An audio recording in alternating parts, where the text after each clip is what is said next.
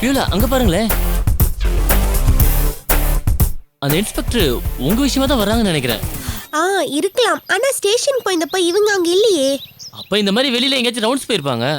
But இவங்க யூனிஃபார்ம்ல வராங்களே Beulah, accused alert ஆயிட மாட்டான்? கரெக்ட். பேசாம அவங்கள்ட்டே போய் கேட்டுடலாம். ஷூர். Hello ma'am. என்ன மேம் இப்படி யூனிஃபார்ம்ல வந்திருக்கீங்க? உங்களை பார்த்தா அந்த ராஸ்கல் அப்படியே ஓடிட மாட்டானா? உங்களை மஃப்டில அனுப்புறதா ஸ்டேஷன்ல இருந்த மேம் சொன்னாங்களே. What do you mean? நீ யாரு? என்ன விஷயமா பேசிட்டு இருக்க? மேம் நான் தான் பியூலா.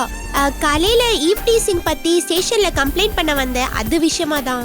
என்ன கம்ப்ளைண்ட்? ஒருத்தர் ஃபோன்ல அடிக்கடி கால் பண்ணிட்டு உன்னை காதலிக்கிற, கல்யாணம் பண்றேன்னு அப்படி இப்படின்னு சொல்லி டார்ச்சர் பண்றான் மேம். இன்னைக்கு அவனை பார்க்குக்கு வர சொன்ன. போலீஸ் இங்க வந்தா அவனை புடிச்சிடலான்னு காலையில அடியார் ஸ்டேஷன்ல ஒரு கம்ப்ளைண்ட் கொடுத்திருந்தேன் மேம். அதுதான்.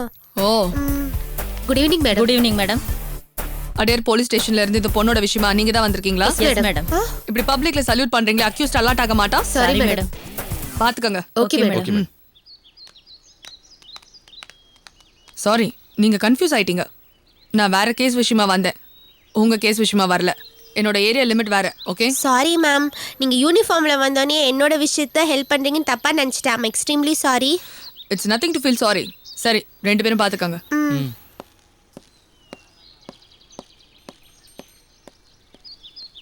போலாம்.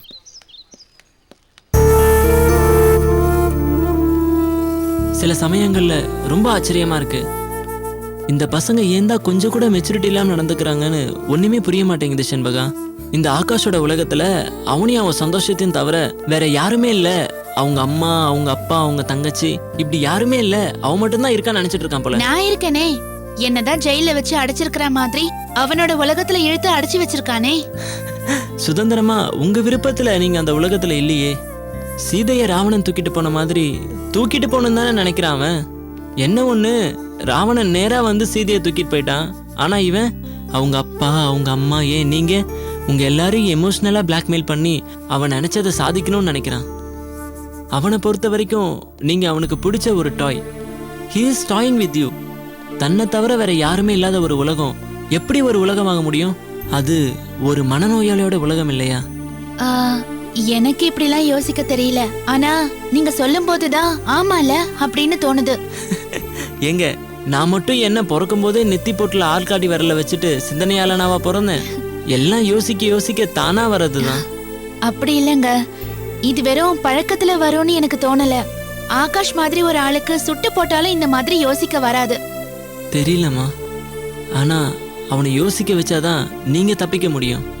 அதனால அவன் யோசிக்க ஆரம்பிக்கணும்னு நீங்க கடவுள்கிட்ட வேண்டிக்கங்க. சரிங்க, எனக்கு டைம் ஆயிடுச்சு, நான் கிளம்பட்டுமா?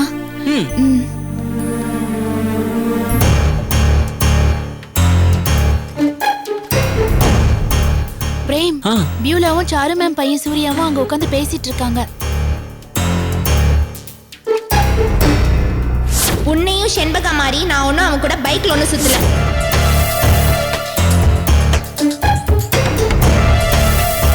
செண்பகா, பியூலா நம்மளை பார்த்தா தேவையில்லாம பிரச்சனை பண்ணுவா. நம்ம போயிடலாமா?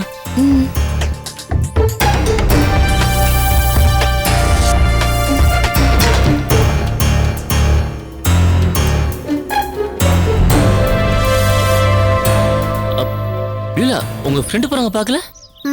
பார்த்தேன். அவங்க நம்மள கவனிக்கலன்னு நினைக்கிறேன். அப்படிதான் தெரியுது. போட்டோ விடுங்க. பியூலா, அவங்க ரெண்டு பேரும் லவ்வர்ஸா? இருக்கலாம். இப்ப எதுக்கு இதெல்லாம் எங்கிட்ட கேட்டுட்டு இருக்கீங்க? சும்மாதான். அவங்களும் நம்மள பாத்துக்கிட்டாங்கன்னா அப்படிதான் நினைச்சிருப்பாங்கல்ல. எது மாதிரி நினைச்சிருப்பாங்க? அவங்கள மாதிரி லவ்வர்ஸ்னு. Surya, will you stop this nonsense? என்ன மடத்தனமா பேசிட்டு இருக்கீங்க? ஆணும் பெண்ணும் சேர்ந்து ஒரு பார்க்ல உட்கார்ந்து பேசினா அவங்க ரெண்டு பேரும் லவ்வர்ஸா தான் இருக்கணுமா? இல்ல, அவங்கள பத்தி நம்ம அப்படி நினைச்சிருக்கும் போது அவங்களும் நம்மள பத்தி அப்படி நினைச்சிருக்கலாம் இல்லையா? Just shut up Surya. நீங்க இப்படி பேசிட்டு எனக்கு சுத்தமா பிடிக்கல. அவங்க என்ன வேணாலும் இருந்துட்டு போட்டோம், ஐ டோன்ட் கேர். ஆனா நீங்க ஏன் இப்படி முட்டாள்தனமா பேசிட்டு இருக்கீங்க? பேசுறதுக்கு வேற விஷயமா இல்ல. பியூலா, இங்க பாருங்க, எக்ஸ்ட்ரீம்லி சாரிங்க. நீங்க இந்த விஷயத்துக்காக இவ்வளவு அப்செட் ஆவீங்கன்னு நினைக்கவே இல்லைங்க. Really sorry.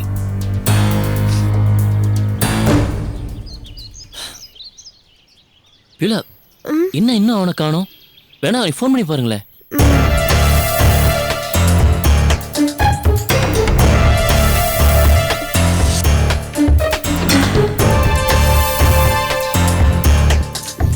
ரிங் போயிட்டு கட் ஆகுது.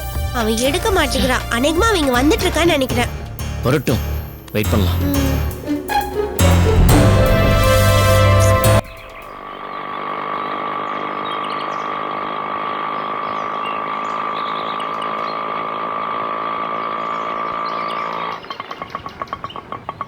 சார் இந்த ஹாஸ்டல் தான் சார். சரி, நீ கொஞ்சம் வெயிட் பண்ணு. சரிங்க சார்.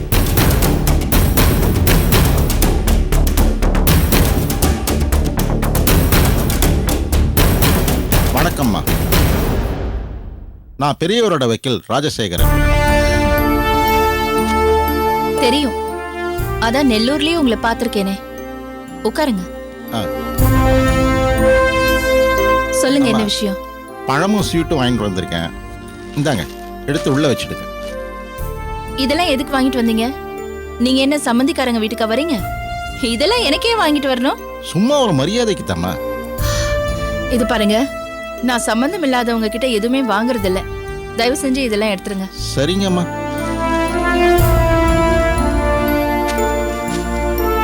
ஆ, நான் வாங்கிட்டு வந்ததை நீங்க வாங்கலனாலும் பரவாயில்ல. ஆனா நான் சொல்ல போற விஷயத்தை கேட்டு மாட்டேன்னு மாத்திரம் சொல்லிடாதீங்க. என்ன சொல்ல போறீங்க? பெரியவருக்காக பொய் சாட்சி சொல்லணும்னு சொல்ல போறீங்க, அதானே? இதத்தான் நீங்க என் வீட்டுக்காரர்கிட்ட சொல்லி அனுப்பி நான் முடியாதுன்னு சொல்லிட்டேனே. அம்மா, நீங்க சொன்னதெல்லாம் உங்க வீட்டுக்காரர் ஏற்கனவே சொல்லிட்டாரு. இருந்தாலும் ஒரு சில விஷயங்களை ஒரு அட்வொகேட்டா உங்ககிட்ட சொல்ல வேண்டியது என்னுடைய கடமை நினைச்சுதாம நான் இங்க வந்திருக்கேன். இப்படி சொல்றேன்னு தப்பா நினைக்காதீங்க. ஒரு வக்கீலா நீங்க செய்ய வேண்டிய கடமை கோர்ட்டுக்கு தானே தவிர எனக்கோ இல்ல உங்க கிளைண்ட் பெரியவருக்கோ கிடையாது. ஒரு டிஃபென்ஸ் லாயரா உங்க கிளைண்ட் டிபெண்ட் பண்ண வேண்டியது உங்களோட கடமை. ஆனா அந்த கடமைய நீங்க கோர்ட்ல தான் செய்யணுமே தவிர என் வீட்டுல வந்து இப்படி எல்லாம் காட்டக்கூடாது. ஒரு வக்கீலா உங்களோட கடமை உங்களுக்கு தெரியலனாலும் ஒரு மனுஷியா நான் செய்ய வேண்டிய கடமை என்னங்கிறது எனக்கு நல்லாவே தெரியும். அத பத்தி நீங்க சொல்லி நான் தெரிஞ்சுக்க வேண்டிய அவசியம் எனக்கு இல்ல. அம்மா, எங்க பெரியவர் எப்படிப்பட்டவர்னு உங்களுக்கு தெரியல. ஐயா, அவர் இங்கேயே என் வீட்டுக்கு வந்து இதே இடத்துல நின்னு என்ன மிரட்டிட்டு போயிருக்காரு. அப்புறம் நெல்லூர்ல சுடுகாட்டுல நீங்க இருக்கும்போது என்னையும் என் கூட இருந்த பொண்ணுங்களையும் மிரட்டினாரு. அவர் மிரட்டினதெல்லாம் இருக்கட்டும், அவரோட தூண்டுதல்ல அவரோட பையன் அடியாட்களை சேர்த்துக்கிட்டு கொலையே பண்ணியிருக்கான். 2 கொலை. உங்க பெரியவர் எப்படிப்பட்டவர்னு தெரிஞ்சுக்கிறதுக்கு இதை விட பெருசா வேற என்ன வேணும்னு நினைக்கிறீங்க? உங்க பெரியவரை பத்தி எல்லாத்தையும் தெரிஞ்சுக்கிட்டும் புரிஞ்சுக்கிட்டும் தான் நான் சொல்றேன். என் கடமையை என்ன செய்ய விடுங்கன்னு. உங்க பெரியவரை விட உண்மை பெருசுங்க. பெரியவரோட உண்மை பெருசா இருக்கலாம், ஆனா உயிரோடவா உண்மை பெருசு? என்னங்க மிரட்டுறீங்களா? நான் பெரியவர் மிரட்டினதுக்கே பயப்படல, நீங்க மிரட்டுறதுக்கு நான் பயப்படுவேனா? உண்மையை சொல்றதுக்காக நான் இருந்தாகணும்னு இருந்துச்சுன்னா நான் என்ன காப்பாத்தி வச்சுக்கிறேனோ இல்லையோ, உண்மை என்ன காப்பாத்தி வச்சுக்கும். அதனால ஏன் உசுரை பத்தி நான் கவலைப்பட்டுக்கிறேன். நீங்க கிளம்புங்க. சரிம்மா, நான் சொல்லறத சொல்லிட்டேன். எந்த விஷயத்தை எப்படி முடிக்கணும்னு பெரியவருக்கு தெரியும். அப்புறம் உங்க இஷ்டம். நான் வரேன். ஒரு நிமிஷம். ஆ. அதை விட்டுட்டு போறீங்களே, எடுத்துட்டு போங்க.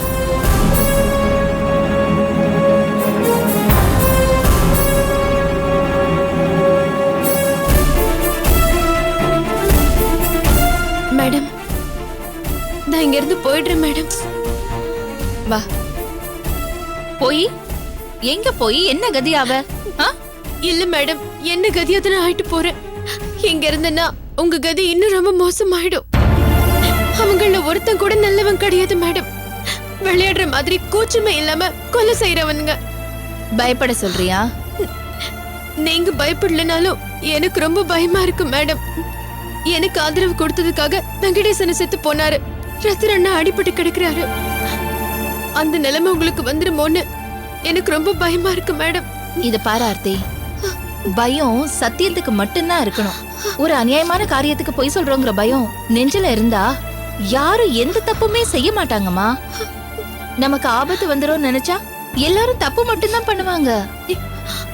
நேரடியா தப்பு பண்ணாதான் தப்புன்னு இல்லம்மா, தப்புக்கு துணை போறதும் தப்புக்கு ஆதரவா சாட்சி சொல்றதும் கூட தப்புதான்.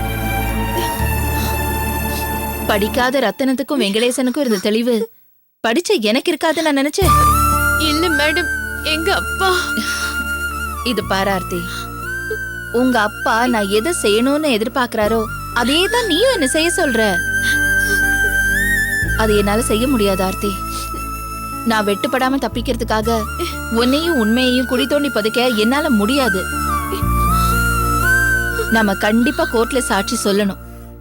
உங்க அப்பாவுக்கும் அண்ணனுக்கும் தண்டனை வாங்கி கொடுக்கணும். சரியா? அழாத.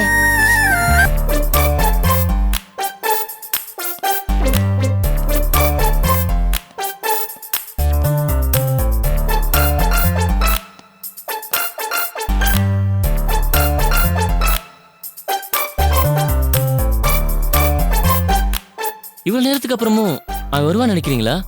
ஏன் சந்தேகப்படுறீங்க? அவன் கண்டிப்பா வருவான். இல்லைங்க, பசங்க எப்படிப்பட்டவங்கன்னு எனக்கு தெரியாதா? ஒரு பொண்ணு தன்னை பார்க்க வர சொல்லி சொன்னா எல்லா பையங்களும் அடிச்சு பிடிச்சல ஓடி வருவாங்க. நீங்க மட்டும் இந்த மாதிரி எனக்கு சொல்லியிருந்தீங்கன்னு வச்சுக்கோங்க, நான் நேற்று ராத்திரியே இங்க வந்து பற்றைய போட்டிருப்பேங்க. இன்னும் அவனை காணுமே. அவன் தான் கூப்பிடுறான். பேசுங்க பேசுங்க. ஹலோ, எங்க இருக்கீங்க? ரொம்ப நேரமா நான் வெயிட் பண்ணிட்டு இருக்கேன். பார்த்தேன். என்ன பாத்தீங்க? நீ வெயிட் பண்ற அழகத்தான். வந்துட்டீங்களா? எப்பவோ வந்துட்டேன். எங்க இருக்கீங்க? என்ன கலர் ட்ரெஸ் போட்டிருக்கீங்க? ஏன் என்ன போலீஸ்ல புடிச்சு கொடுக்கலான்னு பாத்தியா? என்னது போலீஸா? என்ன சொல்றீங்க? பாத்தியா, ஒண்ணும் தெரியாத பாப்பா மாதிரி பேசுற. நீ கொஞ்ச நேரத்துக்கு முன்னாடி போலீஸ்காரி ஒருத்திக்கிட்ட பேசிட்டு இருந்த நான் பாக்கலன்னு நினைக்கிறியா? ஐயோ, நீங்க தப்பா புரிஞ்சுக்கிட்டீங்க. அவங்க என்னோட டிஸ்டன்ட் ரிலேஷன். ஒரு கேஸ் விசாரணைக்காக வந்தாங்க. என்ன பார்த்ததும் ஏதோ பேசிட்டு போறாங்க, அவ்வளவுதான். இத பாரு கண்ணு, எனக்கு ஏற்கனவே காது குத்தி இருக்கு. நீ வேற புதுசா குத்தி ஓட்டையை பெருசாக்கலான்னு பாக்காத. ஐயோ இல்லைங்க, ப்ளீஸ் என்ன நம்புங்க. நீ சொன்னதை நம்பி நான் நேர்மையா உன்னை பார்க்க வந்தேன். ஆனா நீ சொன்னபடி நேர்மையா நடந்துக்கல. போலீஸை கூட்டிட்டு வந்துட்ட, அதனால நான் கிளம்பிட்டேன். போலீஸ் இல்லாத இன்னொரு இடத்துல இன்னொரு நாள் சந்திக்க முயற்சி பண்ணலாம். வச்சுட்டுமா செல்லம்? ஐயோ ச்சே, எல்லாமே வீணா போயிடுச்சு. அவன் இங்கதான் இருந்திருக்கான். போலீஸ பார்த்தோன்னே அவன் அலர்ட் ஆகி அப்படியே கிளம்பிட்டான். எங்க அந்த ராஸ்கல் இன்னைக்கு கையில மட்டும் கடிச்சுன்னு வச்சுங்களே, அவன் கையை கால உடைச்சிருப்பேங்க. தப்பிச்சிட்டான். வாங்க போடு.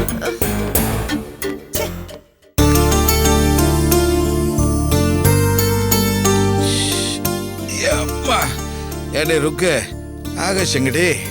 மாடியில இருக்கான். பிள்ளை சாப்பிட்டானா? எங்க சாப்பிடுறான்? என்னமோ அவளை திருத்துறதுக்கு ஒரு டாக்டர் அம்மாவை கூட்டிட்டு வரேன்னு ஒரு பூலோகத்து ரம்பைய தேடி போனியலே, எங்க அவ வரலையாங்கும்? ஏய், ஏன்டி அவசரப்படுற? செம்பகாவை பார்த்து பேசியிருக்க, அவளும் யோசிச்சு முடிவை சொல்றேன்னு சொல்லியிருக்கா. கண்டிப்பா வருவாடி, கொஞ்சம் பொறுமையா இரு.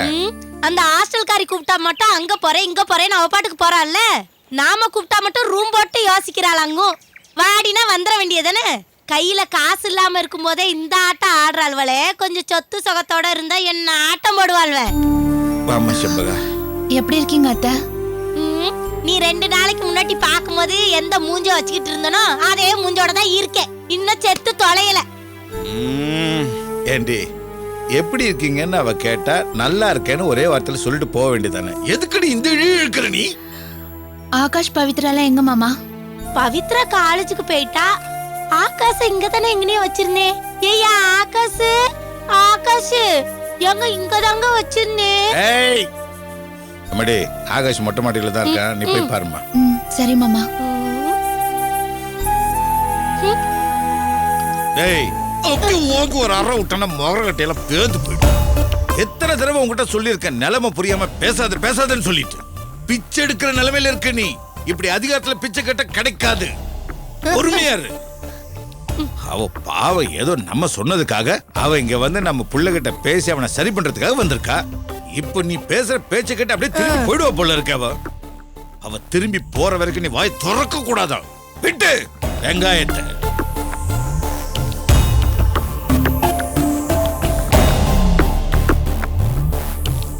ஆகாஷ், செண்பகா, எப்படி இருக்க ஆகாஷ்? இவ்வளவு நாளா நல்லா இல்ல.